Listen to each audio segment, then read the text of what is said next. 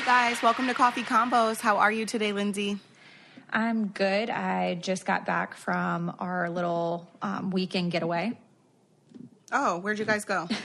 We just went, it's only like an hour from home. It's called Barnsley Gardens. And actually, we filmed there for Chris Knows Best a few seasons ago. Did like a scavenger hunt there and stuff. But it was like in the dead heat of summer. And it was so different to see it like at Christmas with all the lights and everything. But it was really fun. Oh, I bet Jackson loved that. He did. He loves going away and like doing something just different from home, as we all do. Oh, yeah, of course. Have you been to the movies lately? No, I have not been to the movies this weekend. I have not been to the movies since I got popped with like my $45 deal at the movies. So last time I went to go see Wreck-It Ralph. I was supposed to take Isaac to go see that, and then I didn't because of behavior. And then, but I did get to go to the movies. I saw The Mule. Have you heard of it? No, but I saw the commercials for it. It's with, what's the guy's name in the movie? Clint Eastwood? Yes, Clint Eastwood. I love him. I am obsessed with Clint Eastwood. So I saw that. I think it was like a commercial from some movie or show that I was watching on TV. Maybe it was like even in Wreck-It Ralph. I'm not sure, but I saw it and I told Will, I was like, we've got to go and see it. So tell me about it. Was it good? Yeah, it was really good. It made me want to reevaluate my life and the strategies that I'm using. And it was like, it had a lot of good lessons, I feel like, for adults. Like, even though it is about drugs, of course, but there was a lot of like lessons in the movie I feel like that, are applicable to a plethora of people. So tell me what strategies you would like to reevaluate. I mean, I don't know. Part of it made me want to become, a driver for the Mexican drug cartel. But then the other part of me was like, at the end, I don't want to say too much, but the end was like, no, maybe you don't want to do that. So, definitely go out and see The Mule because it was a really good movie. Well, thanks for letting me know about that. Because honestly, I forgot about it after I said that I wanted to see it. So I'm glad that I now know that it's a good movie. Yeah, perfect. So I would just like to tell everybody that I feel super impressed with myself that I have finished my Christmas shopping, which is not normal for me at this point. Why? Because you're usually waiting until last minute, or? The weird thing is I'm such a planner, but when it comes to like doing stuff like that, I'm such a planner as far as like my daily life, but as far as like doing stuff like that, definitely more last minute. Yeah, and I always feel like Jackson's list kind of changes week after week, so I want to make sure that like whatever it was that he said last is what I make sure that we get. But yeah, finished that up this past Friday and feel so good about it. I wanted to mention this message that we got on the email. So someone said that they can't listen to our podcast anymore because I use the F-bomb too much. So this is just like a preface that I'm going to try my best to not say the F word anymore. Oh, okay. So is that like a resolution, or this is just like you're just not going to do it or try not to do it? It's a little of both. Like I'm going to try really hard not to curse anymore maybe not say the F word. But I wanted to talk to you about all the emails that we've gotten about swingers. I also wanted to talk about that because we were like inundated with messages and emails and comments, and I'm actually shocked at the amount of people who participate in swinging. Actually, that was my exact reaction as well. And the amount of people that are so open to sharing with us and so invested in our show. And I'm so thankful because, you guys make it happen every week. You know, the people who comment and the people who send us messages to let us in on parts of life that we don't know, aren't knowledgeable about or understand. I'm just so thankful for it. And like you said, I was not aware that swinging was such a obvious, popular thing. Yeah. I'm shocked. Like, I knew it was around and I know people do it, but like, I feel like the people who do it are so secretive about it. Obviously, it's none of anyone's business, but I just think that I would be curious to know, like, who in my circle and, like, my acquaintances and stuff like that here in Dover, Delaware, like, now I'm curious because there are obviously people that we know in our lives that probably do it. So I need answers. Well, I mean, I'm not trying to be in everybody's business, but anybody who personally knows me that's listening to this, if you're a swinger, tell me. Like, we're just curious about it. I'm not judging. Like, I'm just very curious, and I would just love to know, how you guys came to this decision. Yeah. Okay, so I kind of want to read just some scenarios that we received in messages, because I feel like even though swinging is kind of like a lifestyle choice, I feel like a lot of the lifestyle choices within swinging, from what I understand, are much different, and the way to swing is a lot different for every person or situation that's involved. So the first message that we received, she says, "I'm fangirling. I love this podcast, and yes, that's how it works. We bring a person in, it's one and done, and we move on. Also, it's not on a regular basis. It may be once a year, once every 6 months, and it also took 10 years to come to this conclusion.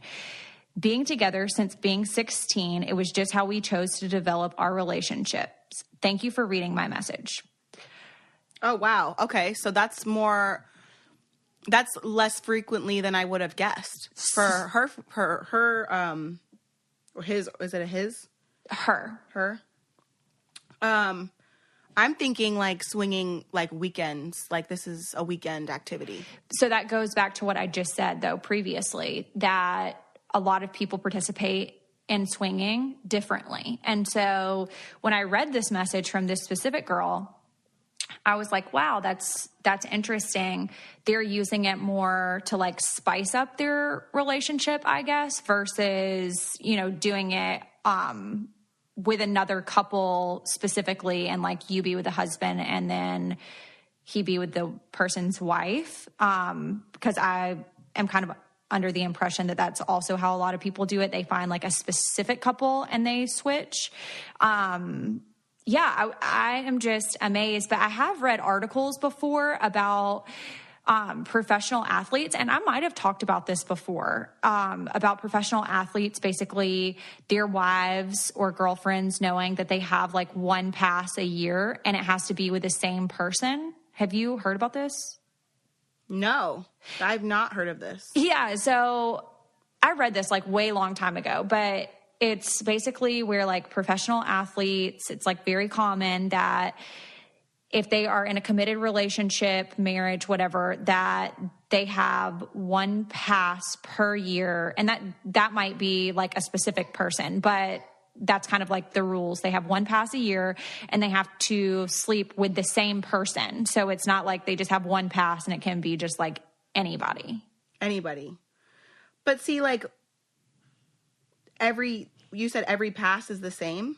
Yeah. So I'm like, okay, well that's kind of But then that's more of like, to me, I would think that that's going to result in more feelings and developing a relationship further than that. Yeah. So see, I kind of think the one and done, and then like you don't communicate, like you were talking about before, like you do that one time and then you don't communicate with that person anymore. That would be more realistic just from an outsider looking in. Not that I'm going to do it irregardless. I'm just saying that would be the mindset to me of being more realistic. Yes. Right.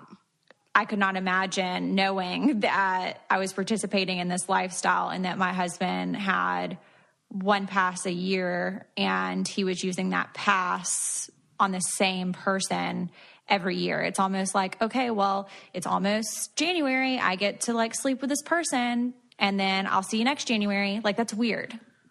That is weird. And then it's like, well, what happens if things change in between, or like that person starts a relationship? Yeah, that's a good question. Very good question. I think that like I said before, like I think that I could do that depending on who I was with. Yeah, see, I think it wouldn't matter who I was with. I couldn't. For whatever reason, I just couldn't. So what do you guys like to drink over the holidays? Pinot, Manhattans, a nice cold beer. No matter what you drink, nobody enjoys having to go to pick up more drinks. Introducing Saucy, the alcohol delivery app. Saucy delivers your favorite wine, beer, liquor right to your door on demand. Now, if you're in Los Angeles, the Bay Area, Chicago, San Diego, or Sacramento, your Saucy order will arrive at your door in under 30 minutes, ready to drink. For the rest of us, Saucy will deliver beer, wine, and liquor to your door in 2 days or less, nationwide. There's no order minimums, no delivery fees, no running to the store. If you've got the Saucy app, you'll get a fully stocked bar on your phone. And for a limited time, you can get $15 off when you download the Saucy app and enter promo code COFFEE. That's the Saucy app, spelled SAUCEY, and enter promo code COFFEE for $15 off. Get the Saucy app today and use promo code COFFEE. Cheers to easy drink delivery for the holidays or anytime. There was another message, though, that I wanted to read. It's lengthy. However, I was very intrigued because this is just not something that is a typical situation. Hi, ladies. If you read this on the podcast, please don't use my name. Of course, we never would. I love your podcast and listen all the time. I have been watching Teen Mom 2 forever, and it's been so cool getting to know Lindsie. My partner and I are not swingers, but we are in a polyamorous relationship. I am a bisexual woman, and as much as my boyfriend satisfies me, I felt myself still longing for a woman in my life. He has always been able to love more than one person simultaneously, and for years struggled trying to force himself into a monogamous lifestyle because that's what others wanted. We agreed to open our relationship in the hopes of finding a third partner, someone for both of us to love. Ironically, it so happened through the years of me getting to know his children's mother, ex, for the sake of co-parenting, she and I felt undeniable chemistry. They still had obvious chemistry as well, but had ended for life reasons. Them being older and more mature now, those reasons didn't seem so big anymore. So I encouraged us dating her. Now we are a happy family of 5, myself, my boyfriend, and his children's mother, who is now our girlfriend, and their 2 children. We are planning to buy a house all together this year and add more children. It's certainly not the norm, and life is a little tricky to navigate this way, but it comes very natural to us because we all just love each other so much and have so much sexual chemistry. We have fun with life, and we have 3 hardworking adults running a household and caring for the children. It really is beautiful. It's not for everyone, but it's definitely for us. Wow. Bet you didn't expect that.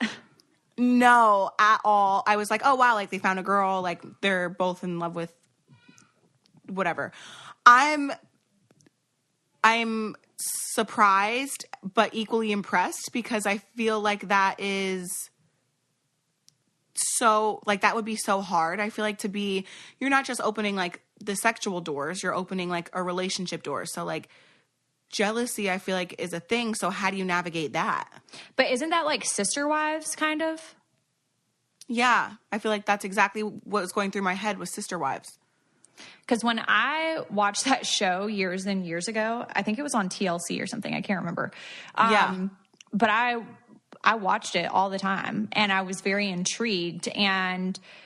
But having 5, 6, 7 wives, like that's a little excessive, I feel like. Well, I just don't understand that life. And then like all of those kids, and then like all the kids knowing about it. And then, you know, obviously they have boys involved, daughters involved. Like, who out of those kids will choose to live that same lifestyle?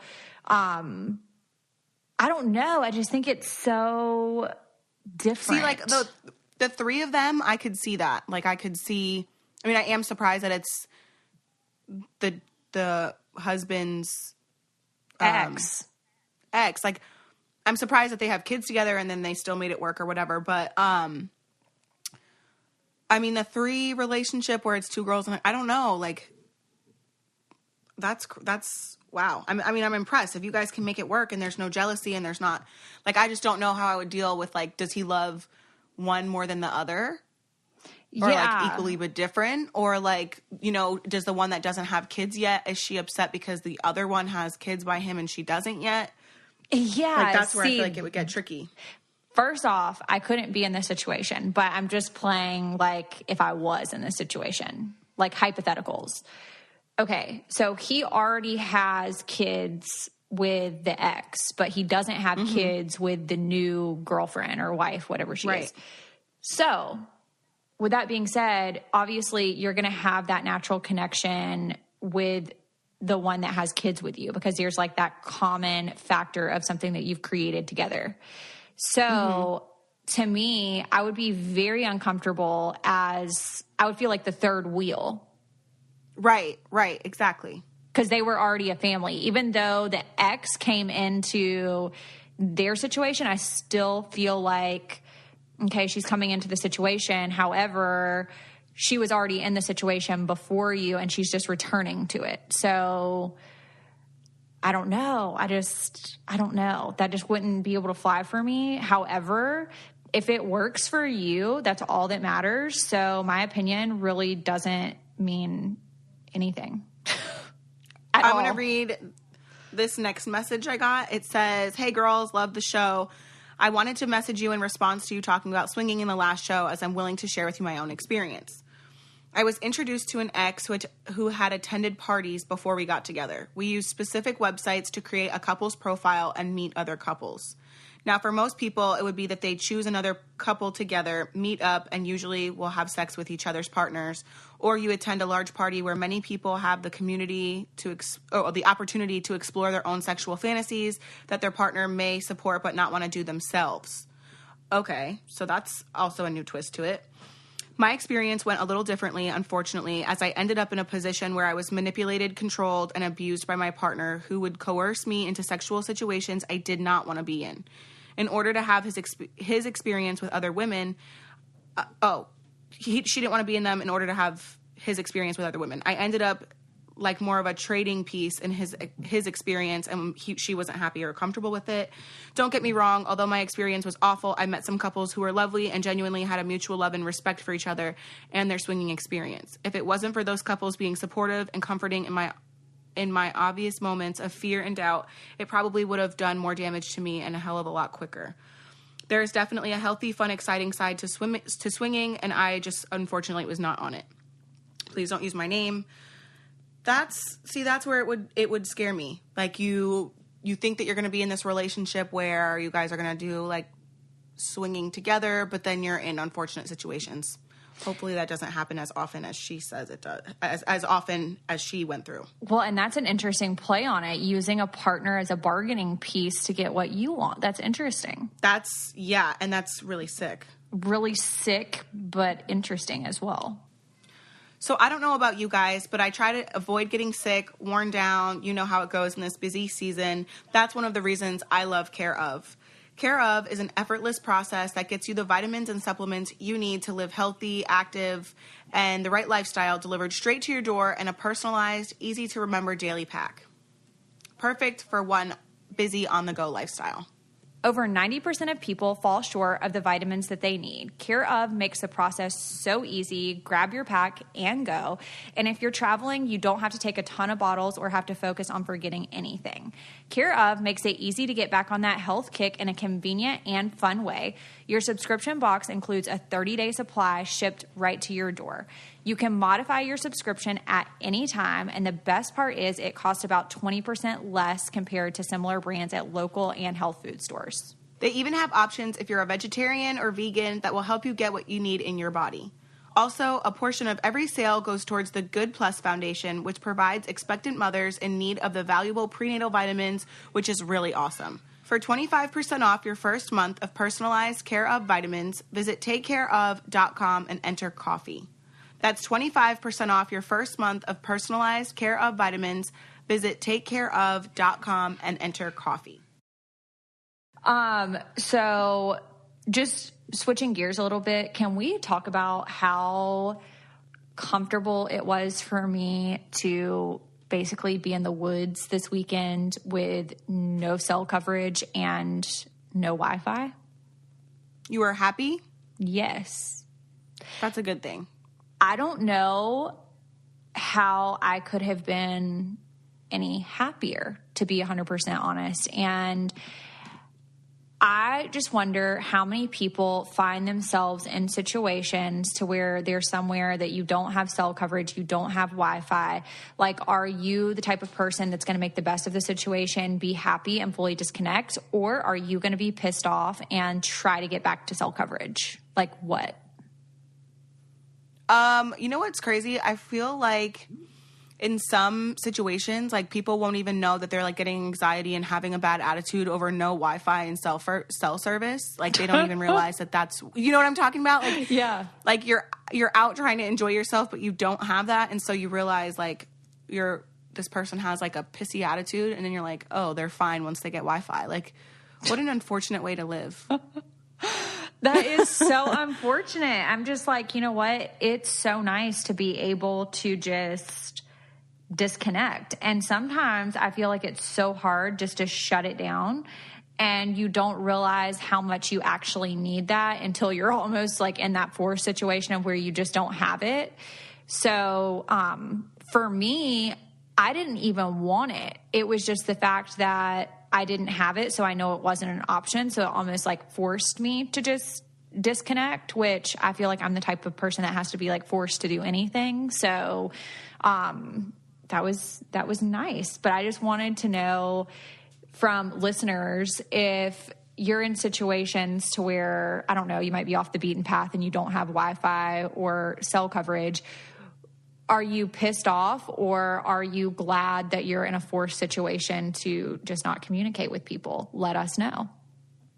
I think who you're with and where you are, what you're doing, is going to have a huge impact on whether you're happy or you're pissed off. This is very true.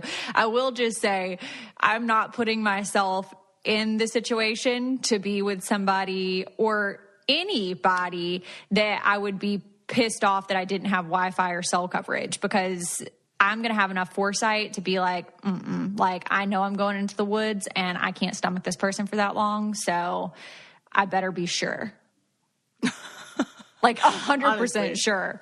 And then also I had a massage yesterday, and I wanted to ask people, when you have massages or spa services, if that's of interest to you, because I know it's not of interest to everyone, do you talk to the person? Go ahead. Like, do you talk to the massage therapist or the esthetician who's giving your facial? Or is it just kind of like an understood, I'm coming here to relax, so just don't talk to me?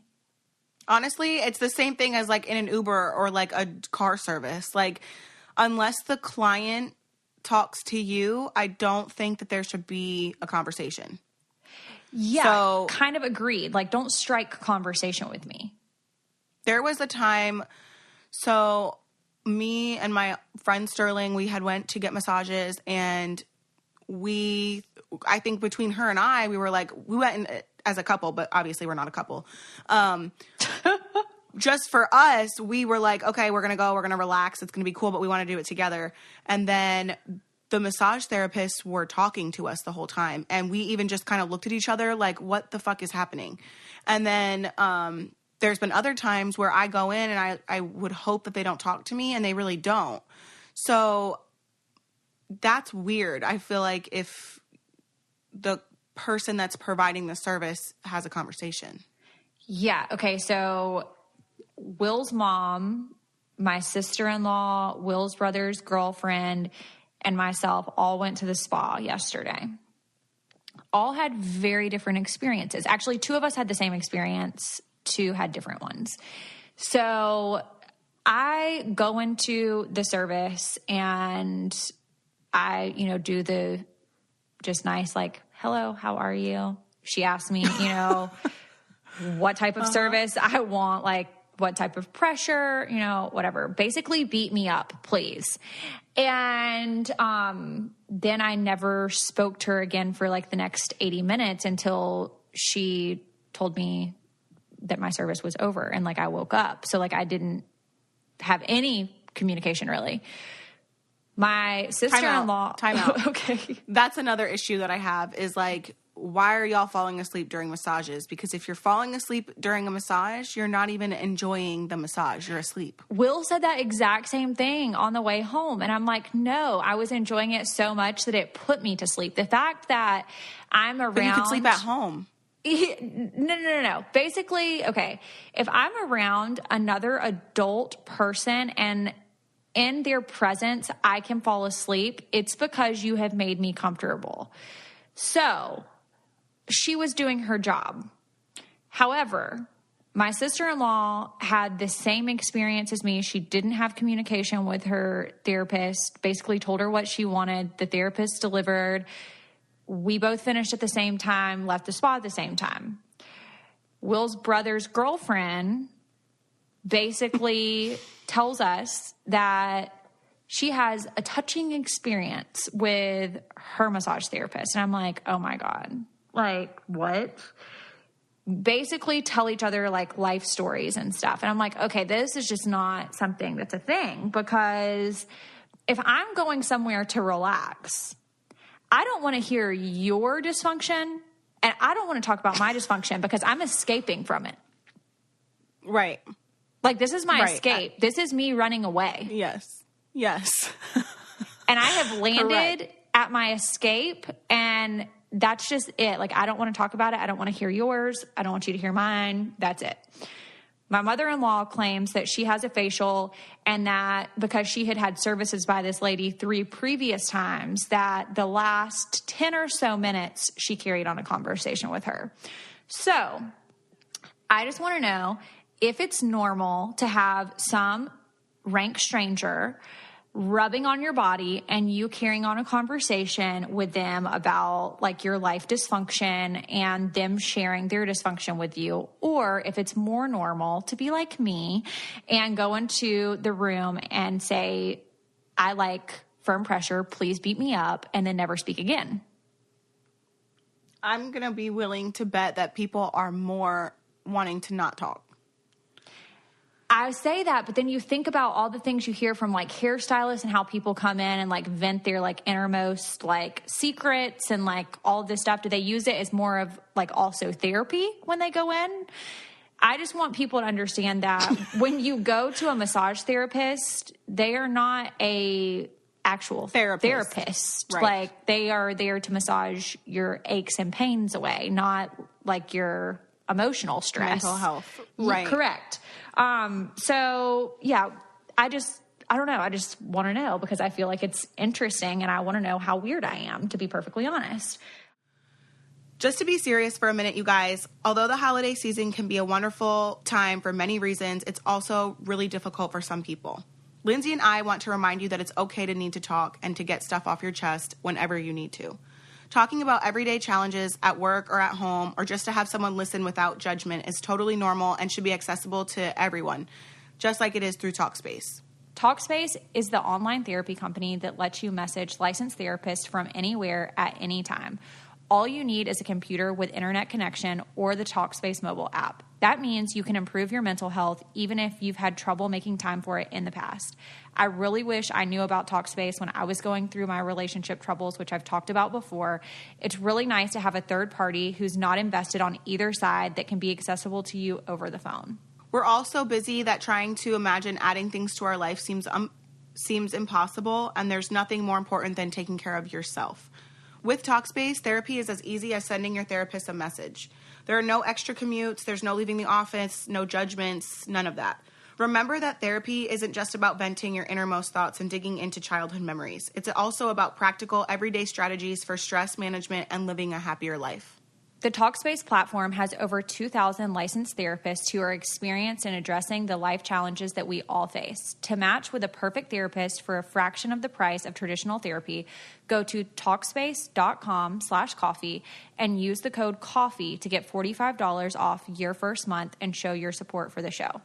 That's coffee and Talkspace.com/coffee. Okay. What? Okay, what? Now that we're taking all these freaking polls, I want to tell you about a conversation that I had today about cheating. Okay, let's go. Okay.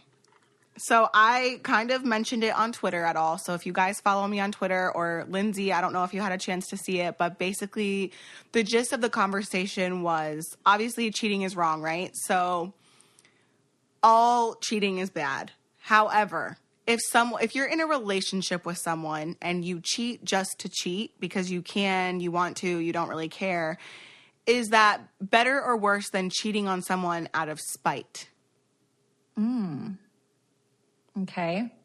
So you want me to tell you mine first? I want to hear your thoughts. Yeah, I want to hear your thoughts, and then I'm going to tell you what my thoughts are and what the Twitter poll results are right now. Okay, so what are the two options? Make them very clear. Okay, the two options are, is cheating just to cheat better or worse than cheating out of spite? So to me, the way I looked at it was, if you're cheating out of spite, there's obviously feelings involved. There's obviously some type of emotion, passion, whatever, because you wouldn't be cheating out of spite if there was none of that, right? But if you're cheating just to cheat, you could be perfectly happy in a relationship, and just do it because you had an opportunity and because you can, and you think that you're not going to get caught, or you don't care if you get caught. So which one is worse?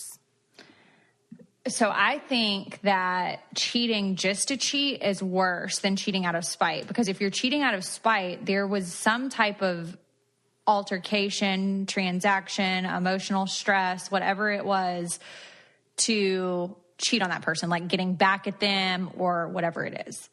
So right. I'm definitely a tit for tat person. If you do this to me, then you get this done to you. Like, you leave your shitty underwear on the bathroom floor, then I'm going to put them on your pillow. Leave dog shit out. Like, I was going to say, you could leave dog shit out and then they'd have to clean it up. Like, you're spiteful. Okay. Yeah. So yeah, that's what I think. That's kind of how I feel.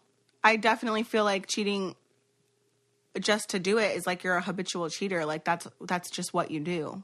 And so that's worse. just... And there's... Yeah, that's just like taking advantage of a situation. It's like, okay, this is who I am as a person. This is what I'm going to do. Okay, well, if you're just cheating to cheat and that's who you are, like, to your core, then you shouldn't be in a committed relationship. Right. And also, like, you're not even concerned about anyone's feelings getting hurt. I mean, personally, I'm in love. I'm not cheating. It was just a conversation that was had today, and I wanted to weigh in on it for the podcast. Yeah. So that is my opinion, although doesn't mean a hill of damn beans. So anybody else has a better opinion, please let us know. Switching gears though, have you seen the woman on the news who went missing from Woodland Park, Colorado? I have not. So she went missing on Thanksgiving Day from Woodland Park, Colorado, and she was last seen on a surveillance video entering a grocery store with her 1-year-old daughter, like, in the carrier. And there was kind of like a blanket over the carrier, so they didn't, like, from the surveillance, you couldn't see the baby. And she has a fiance, and they do not live together. And at some point, they met on that day to exchange the daughter. So I'm confused. Okay. That's like a hole in the story for me, like, from the jump, because it's Thanksgiving Day. If that's your fiance, why aren't you spending the day together? And why are you exchanging the daughter? That's because they are together. They're not split up. No. So the only signs of her since that surveillance have been text messages. And they were the day after Thanksgiving. She texted her fiance and she texted her work. And she said to her work that she was taking a week off. And the phone was in Gooding, Idaho, which was 800 miles from where she lived in Colorado. So, a search warrant up until this point, like as of recent, a search warrant was issued. And for the past 2 days, they've been at the fiance's house, digging, doing all kinds of stuff at his house. He owns property that's 35 acres, and they're just basically like going through that entire property searching. He does have the daughter, and authorities say that he has not posed a threat to the daughter. So at this time, she does remain in his custody. But he has hired an attorney, and he did not show up to the latest press conference from where her mother was pleading for her return. So I don't know if they're just not releasing information that they maybe know. They don't want to like give anything away. Obviously, like I've said before, in these types of situations, if like Will went missing or I went missing or whatever, I would hope that both of us would get an attorney, because it's always like the finger's always pointed at the person that you're with, you know, for whatever reason. Well, so, right. I mean, I think it's a valid reason. It doesn't go unwarranted. Obviously, the closest person to the person who's missing is going to be initially questioned. Person of question, or, you know, a suspect. But I also feel like kind of indifferent about it, because I say that, but also I know that I would be in such a frantic that I don't even know that like hiring an attorney would be the first thought. I think I would just literally give the police my phone altogether and just be like, here, I want you to search everything. I want you to, you know, bank accounts, like whatever it is, just anything. To eliminate you if you, because I feel the same. Like, I wouldn't think to, that brings me back to like the John Bonet Ramsey case, when both parents hired attorneys, which obviously shows like some type of like, they don't agree. Yeah. Something because they didn't have like one joint one. But that just brought me back to that. If like the person that I'm with went missing, I would probably not think to hire an attorney, because I'm just going to do whatever I need to do to eliminate myself, but also help the police in any way that I can. So I don't know that's, but then also if he truly has been like a person of interest for a significant amount of time, like, and he really isn't the person who did it, then, you know, obviously at that point you would have to hire somebody. Right. But I'm just so interested in like how this is going to play out and like what actually the real deal was, because it obviously was premeditated to some point, whether it's her that like ran away and she's just like off the grid and not been found and not turned herself in, or she really is either dead, being held hostage somewhere, like whatever. Because for her to text her work and say that she was taking the week off would mean that she had plans to go somewhere else. But who's to say she was the one that was sending those messages from her phone? See, I don't think it was her, because if you're taking a week off from work, most places of employment are going to require you to let them know some days in advance for that. And also for her mom to be pleading for her return, or, you know, whatever the case may be, her mom obviously didn't know. I don't know how y'all's relationship is with your parents or your siblings, but someone in the family would know where you were going and what you were doing. Yeah, like I feel like if I didn't want somebody to know where I was, I would at least have like an accountability partner to be like, hey, I'm not telling everybody else that I'm doing this, but in the case of something, like, you know that I'm here, you know, like nobody's come forward saying that they know where she is or that she's like fine, safe, whatever. Like, I don't think she has anything to do with it, because don't you think that she would contact, like, it's national news, like, don't you think she would contact the authorities and be like, hey, I don't want to be like getting in trouble for this. I am safe. I just don't want anybody to know where I am. Right. So that leads me to believe that there was foul play somewhere. Right. Somewhere. So I'll be interested to kind of follow this story and see where it goes. And you never really know about people. Like, you see these pictures of these couples and they look so happy, you know, just like Scott and Lacey Peterson, for example. all of these families that look like the perfect fairy tale family, smiling and whatever, and you don't know what's going on behind closed doors. So, I don't think it's necessarily wrong for the police to automatically assume, because you see it so many times, that it is the significant other or a disgruntled, spouse that wants out of a relationship, doesn't really know how to get out. You see all of this crazy stuff. So I think that it's very wise, honestly, to assume the worst, that it's the person that they are romantically involved with. Right. It's crazy. Well, you'll have to keep us updated on that story. I definitely will. Do you guys love true crime shows or hearing true crime stories and find yourself trying to solve the case? Because I totally do this, and I've found something to satisfy the detective in all of us. Introducing Hunt a Killer, your new favorite obsession. Hunt a Killer is a monthly subscription where you become a detective immersed in a murder mystery. Each month, you'll receive true crime scene photos, evidence, motive, and suspect information that you'll need to use to solve a crime. It's so interactive and convincing that it looks and feels real. Hunt a Killer is perfect to play solo, but I definitely plan on using this on my next date night. It would also be awesome for a game night with friends so that you can exchange theories. You can even join their online community working with other people who are at the same point in the story as you. Over 60,000 people have joined Hunt a Killer's online community, and they have over 1,000 5-star customer reviews. When I play Hunt a Killer, I feel like I'm a true detective, and we all know that I always get to the bottom of it every time. Kail is always right. Right now, just for our listeners, you can go to huntakiller.com/coffee for 10% off your first box. They only accept 200 members per day, so hurry and take advantage of this offer. That's huntakiller.com/coffee for 10% off your first box.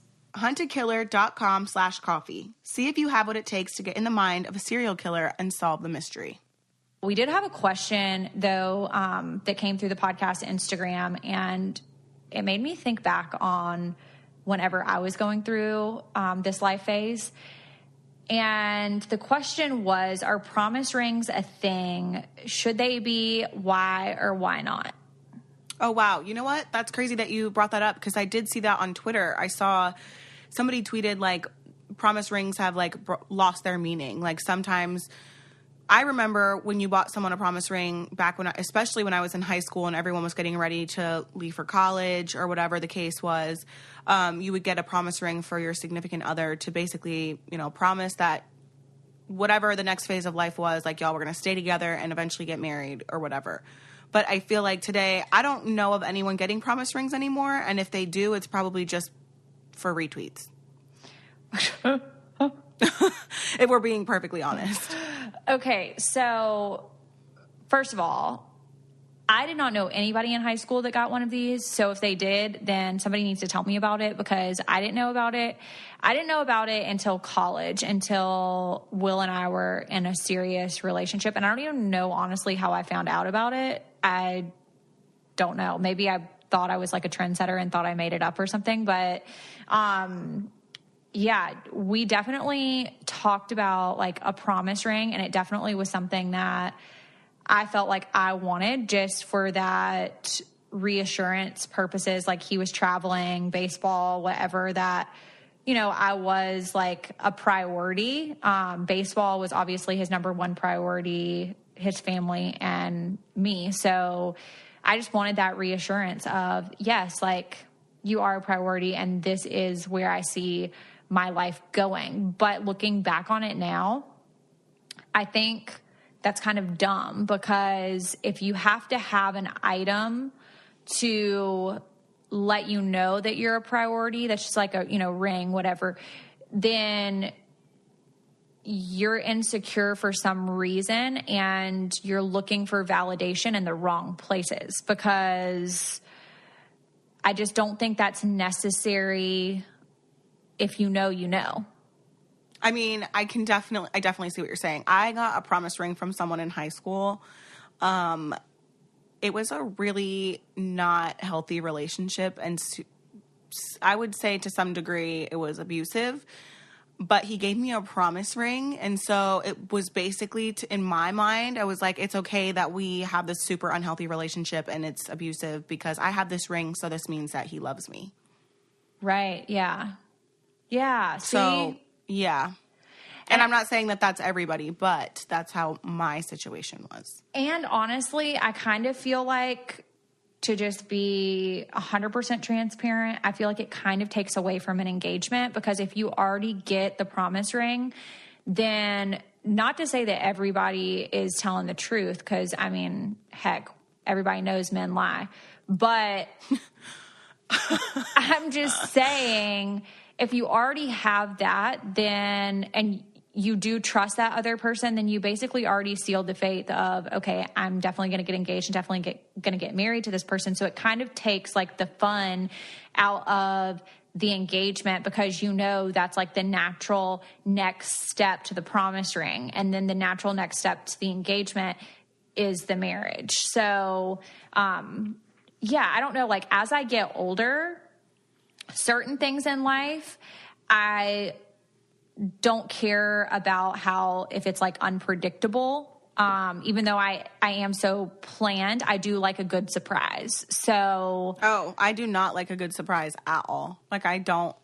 The only surprise in life that I like is the gender of my children. Why don't you like surprises though?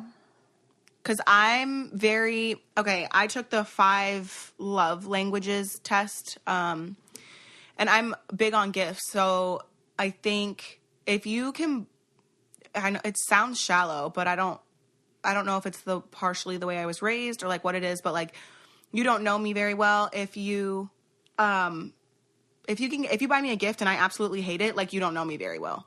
Right. So I've been surprised with gifts. Like, one time someone got me a diamond tennis bracelet. Like, I'm not fancy. So for you to buy me a diamond tennis bracelet and know that I'm not going to wear that, that's not my style. It's like, I'm not thankful, because I feel like you don't even know me. Right? So if someone surprises me, I'm going to wear how I feel on my face. And if you surprise me with something that I don't like, we're both going to have our feelings hurt, because you thought you were going to do something nice, and it's clear to me that you don't know who I am. Does that make sense? Right. Yeah. Yeah. Yeah. See, I feel like growing up, I was not the best at like receiving gifts, just because I didn't like really show excitement. So my parents probably hated giving me gifts, but I feel like I showed it more in like using the things, you know what I mean? Like, so right. If my parents gave me a cell phone or like the newest purse that I wanted, or like whatever it is, I might not show excitement like right off the bat, but I'm going to be excited by using those items like every day and showing like how much like I really like them. But as I've gotten older, watching how excited Jackson gets at receiving things, it's kind of weird. It's like taught me a lot about how you should receive things, because it's kind of looking at it from like a perspective of a child that doesn't really know anything. You know, they're so innocent and so whatever. So I've gotten better about that. But I don't know if I necessarily like gifts more than the surprise though. Like, I like a good surprise, but it doesn't have to be like extravagant, like a big thing. You know what I mean? No, that's how, me too. Like, I'm big on gifts, but the gift could be like, for example, when I got married, Becky bought me a leaf blower. Like, I was so pumped because it was practical and I needed it. Like, in the house that I bought, there was leaves everywhere in the fall. So it was like super practical, and like, I needed a fucking leaf blower. So like, I was thrilled. Or like acts of service meets gifts is like me. So, you know that my car is fucking filthy. So you're going to, I guess, surprise me with a clean car. Like, cool. I'm pumped. Oh my gosh. The fact that Becky bought you a leaf blower for your wedding is so Becky. Yeah, it was perfect. And it was like, you could wear it on your back and then you like leaf blow, and it was really cool. So she got you a backpack leaf blower for your wedding. Yes. Yeah. Becky, if you're listening, You're the real MVP.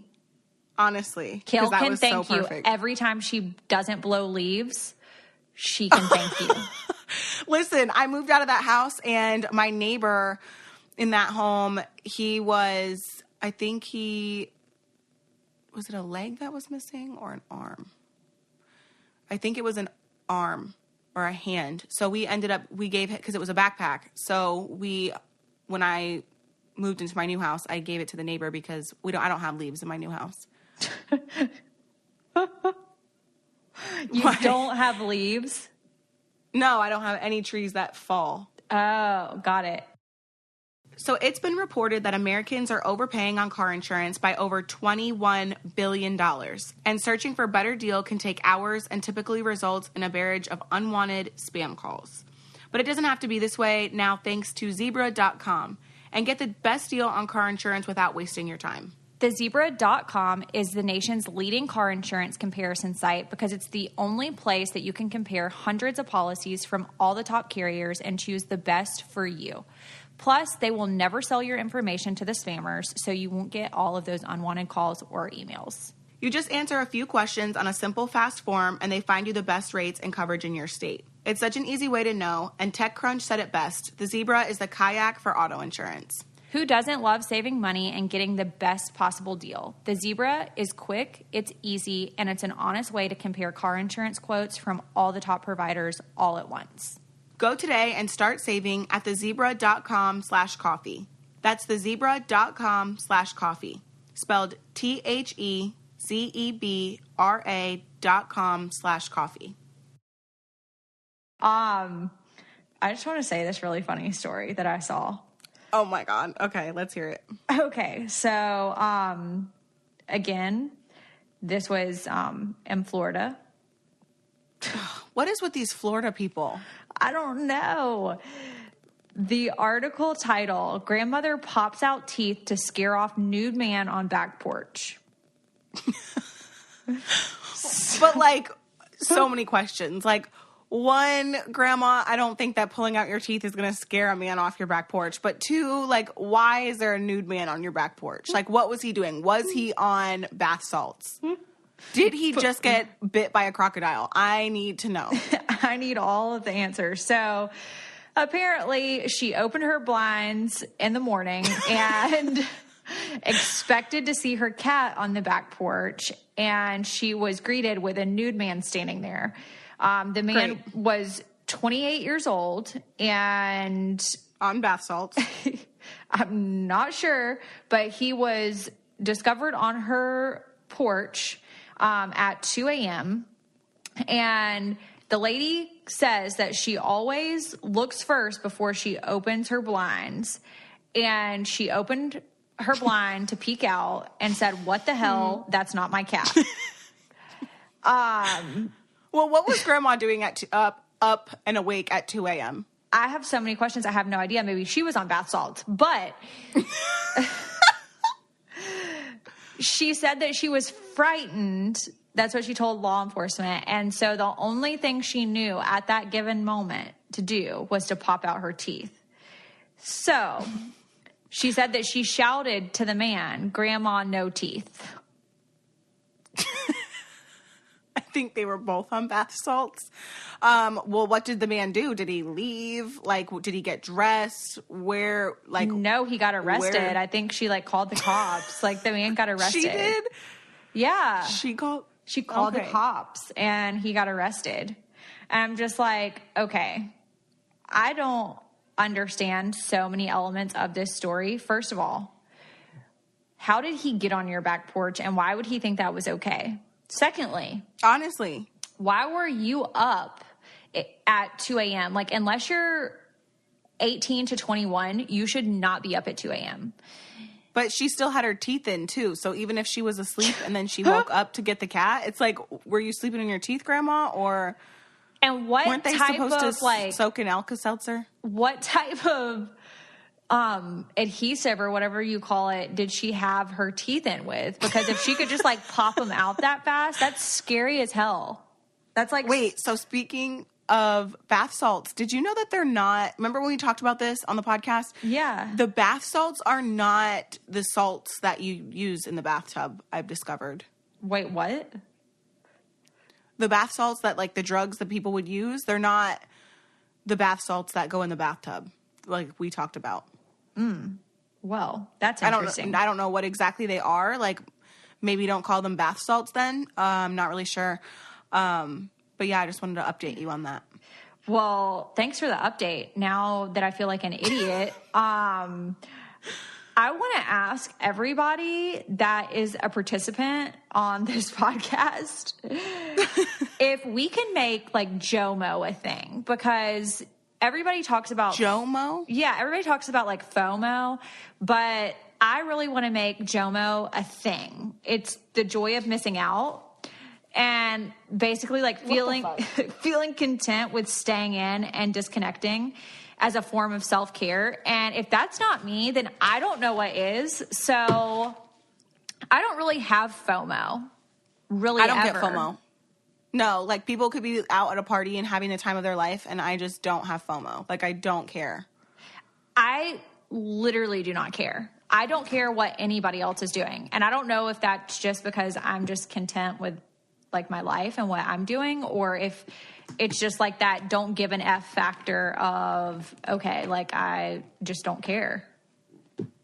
I'm on the go so much that when I'm finally home and not doing anything, I'm like relieved and stress-free. And I mean, to be perfectly honest, the first like 6 or 7 months of the baby's life, like I didn't leave the house. I really just stressed out about even going grocery shopping and doing any of that. So it's just like when I do have to go out, I'm so like go that I don't miss out when I'm not going out. And I don't really care. Like if someone's I just don't care. I actually plan certain days of the month and I like cram everything in on like just like a few days of going out that I'm basically just at my house all the time. Like I'm not ever out. And I don't care. Like I don't miss like being out. I don't feel like I'm missing something. Yeah, I don't know. Maybe it's just who we are as people. Maybe we should be concerned about ourselves. I'm not 100% sure. Well, Kail? Yes.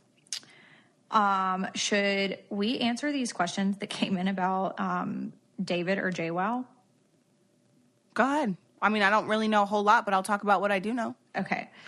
Yeah, so I just want to make JOMO a thing, honestly. So okay. Well, let's try. Let's definitely hashtag JOMO. But I'm already like a JOMOer, so I want other people to like also to hashtag JOMO. Yeah, I want people just to like participate in JOMO. I feel like we should do like a thing on Instagram where it's like at Coffee Combos Podcast, like, and put the little, you know, when you put it on your story and then it'll come to our inbox and it'll be like, my friends are out at an ugly Christmas party while I'm sitting here, and then they like Snapchat, or not Snapchat, they like Insta story what they're doing, and then it's like JOMO.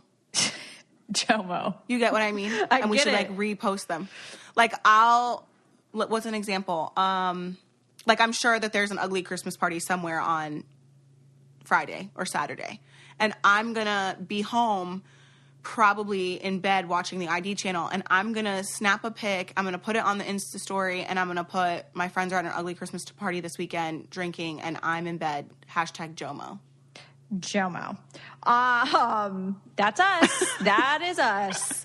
Right. I wanted to see what you knew about these two topics, because I don't know about anything that's going on in the MTV world. Not really like my realm, so I don't know. But we did get two questions, and the first one was, what do you guys think of what's going on with David and the Secret Service and the video of him blowing holes in a Target and threatening to kill anyone who walks onto their property? I think he's mentally unstable and a danger to the public and Janelle and the kids.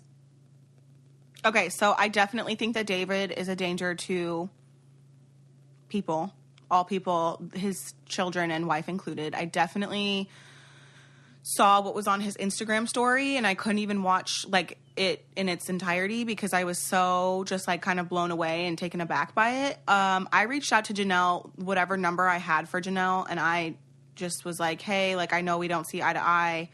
I'm just checking on you to make sure that you're okay. And the response I got was from somebody else saying that they, I guess, recycled Janelle's old number and someone else had it. And so that was a little sad. I also tagged her on Twitter because I told her that I reached out. I don't think that I got a response, but also she has me blocked, so I don't know.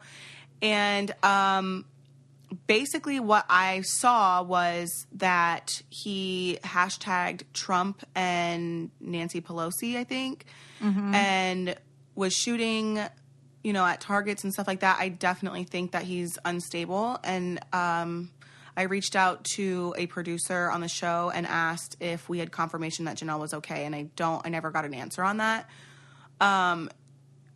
He, I think, is going to set himself up to get into a lot of trouble. So the whole situation is really unfortunate and sad because you can hear the kids in the background of him like shooting at whatever he's shooting at. Well, I don't even know what bump stocks are. I tried to like go and look at what are bump stocks. Like, I don't even know what that is.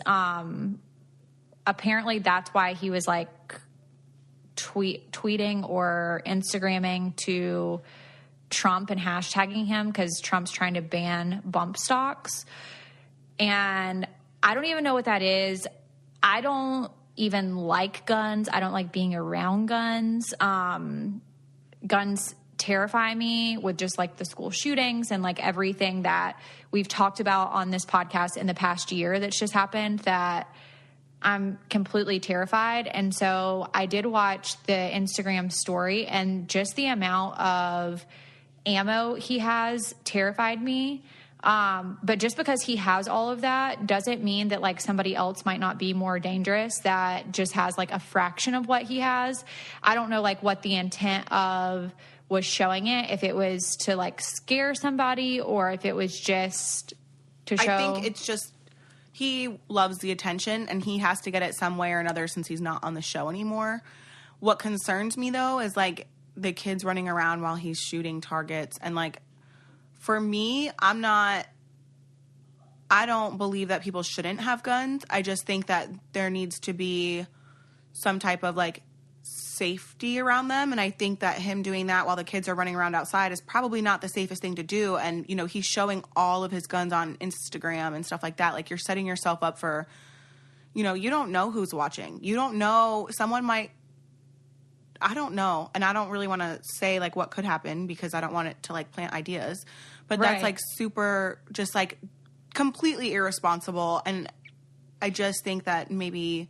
Well, I'm not going to show people like, I'm not going to show people my house, like my address, my security system, right? How it's used, what type of firearms we have inside this joint. Like, I'm not showing anybody anything because I don't want people to know. Like, there's a part of life that I feel like should be private, and maybe they just don't feel the same way. I don't know. They're very vocal and show a lot of guns, weapons. You know, the type of life that they live is kind of like different, and that off the grid life that I don't know. Like, I honestly was afraid whenever I was watching it, but maybe he was just like angry because the Secret Service showed up. But that's even worse. That's even worse. It's like, you brought it on yourself. Now, why you're mad at?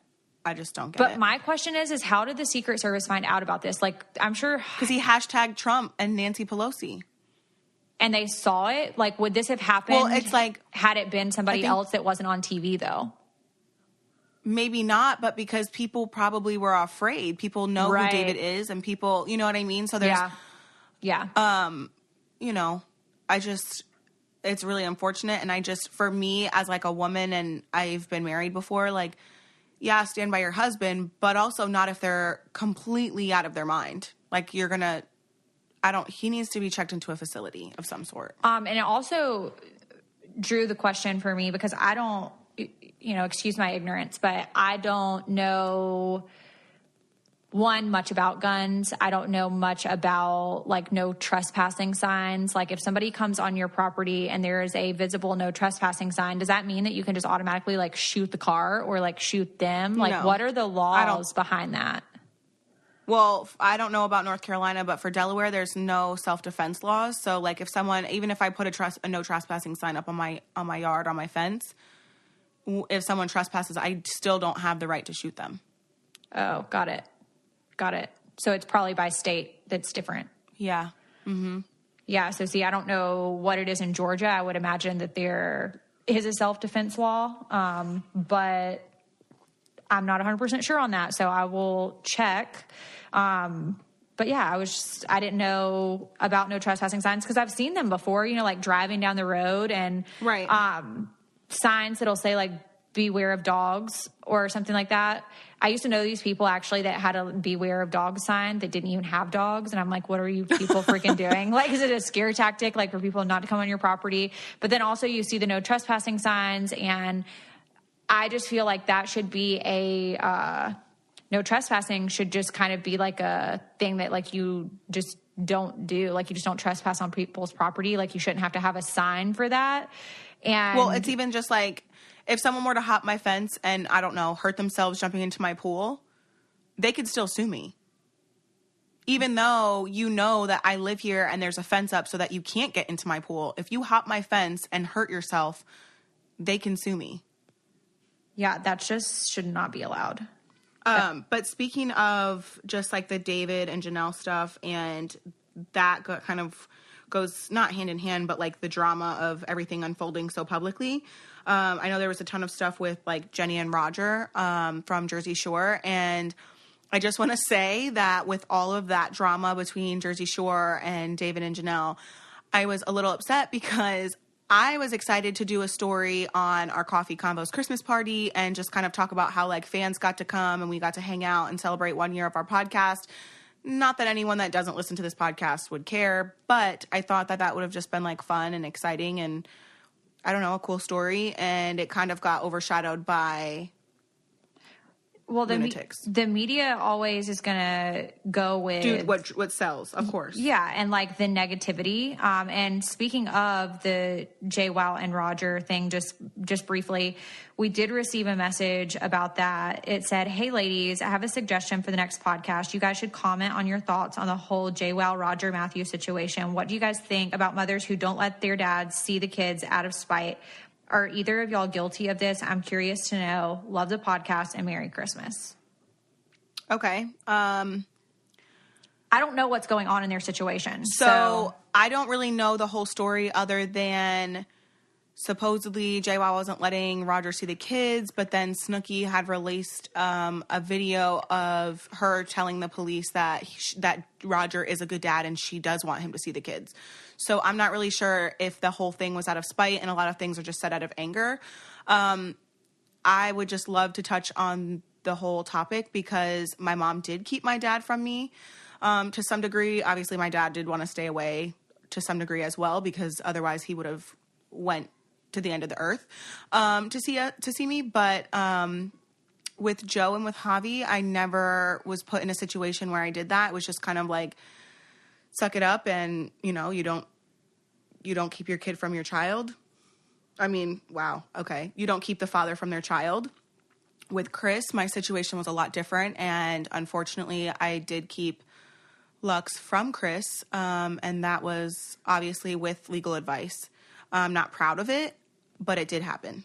Right. And I'm not saying that it was right or wrong, but I did do it with legal advice. So I think it really just depends on the situation. And I think that the mom always, well, let me not say the mom always knows best. I think the mom is going to know what's best for that particular situation. Yeah, I agree. I'm going to be praying for both of those situations because neither of them are good. It's the holidays and it's just not something that should be going on, whether it's the holidays or not. It just should not be going on. And it's sad and also sad that the media blows up things that are, bad spots negative, in people's lives, like it's honestly it's though, sad. to add to that and to Snooki's point, she had said like social media played you, like played everyone who follows their story. I mean, you can't always just go by what's in the media and what's on TV. And you and I both know that because we've been on TV. So drama does sell, and there's always his side, her side, and then the truth. So, yeah, I would just say that you're right, Lindsie. Like, we're not really in a position to judge. Right. Well, I think that's really all we have time for today. So I will chat with you next week about probably more crazy stuff. We appreciate everybody who has tuned in and listened. We hope you guys enjoyed the bonus episode from last week. And if you guys have not followed us on @Coffee Convos Podcast on Instagram, we post everything over there. So make sure you follow us. And if you have not subscribed to us on iTunes, the only thing you have to do is find the purple podcast app on your iPhone. Type in Coffee Convos Podcast, click the 5th star for a 5-star review, and you can leave written reviews there as well. We love to read them and love all of the positive response that you guys give us every week. We hope you guys have a good week, and we'll talk to you soon. See ya.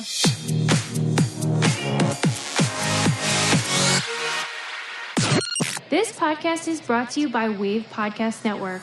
Check out all of our shows, including the Brain Candy Podcast, I Don't Get It, Babes and Babies, Coffee Convos, and Let's Talk About It.